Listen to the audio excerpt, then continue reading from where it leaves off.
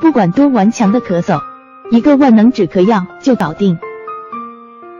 说起宝宝咳嗽，我想是每个宝妈都会经历过的，我也不例外。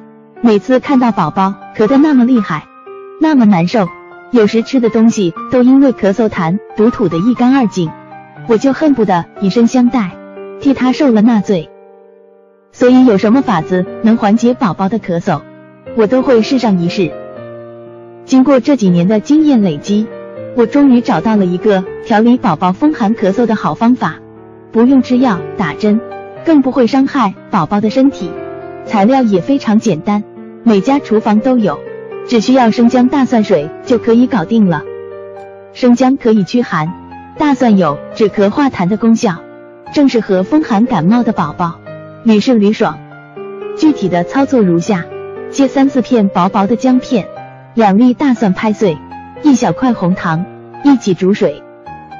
水煮开后转小火，慢煮10分钟后，揭开盖子，再煮5分钟。这样做是为了防止水太辣，宝宝不肯喝。我以前就是因为没有开盖煮，导致太辣宝宝不肯喝，都吐掉了。吸取了教训后，每次我都是开盖煮5分钟再关火。果然，我试了一试，一点辣味也没有。大蒜姜汤煮好了，好不容易连哄带骗的让宝宝喝完，我才大大的松了一口气。实在是小孩子吃药方面最让人头疼的了。有正在为宝宝咳嗽而烦恼的家长，可试一下这个方法。感谢您的收听，更多文章记得关注我。